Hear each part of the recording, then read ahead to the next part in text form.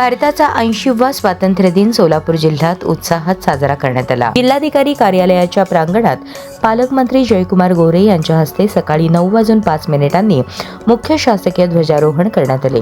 यावेळी स्वातंत्र्य सैनिकांच्या बलिदानाचे स्मरण करून पालकमंत्री गोरे यांनी सोलापूरच्या स्वतंत्र सोलापूरचा ऐतिहासिक परंपरेचा गौरव केला।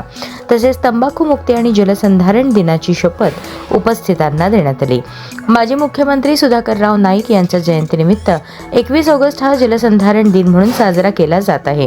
15 ते 21 ऑगस्ट दरम्यान जलसंधारण सप्ताह तर 15 ऑगस्ट ते 26 जानेवारी दरम्यान जलसंधारण अभियान राबवण्यात येणार आहे। माती वाचवा, पाणी जपा, सुरक्षित भविष्य घडवा या संकल्पनेतून सोलापूरकरांनी या अभियानात सक्रिय सहभाग घ्यावा असे आवाहन पालकमंत्री गोरे यांनी केले। शेतकरी कर्जमुक्ती योजनेअंतर्गत जिल्ह्यातील 26,000हून अधिक शेतकऱ्यांची यादी तयार झाली असून आधार सीडिंगनंतर लाभ थेट बँक खात्यात जमा होणार आहे।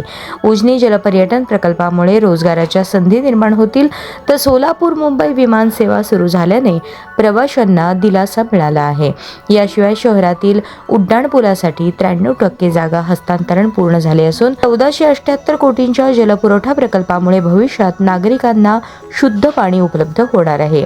मतदार याद्यांचे पुनरीक्षण पूर्ण झाले असून नागरिकांनी 17 ऑगस्ट पर्यंत आवश्यक दुरुस्ती करून घ्यावी असे आवाहनही पालकमंत्र्यांनी केले। यावेळी विविध विभागातील अधिकारी, गुणवंत विद्यार्थी आणि मान्यवरांचा पुरस्कार देऊन सत्कार करण्यात आला।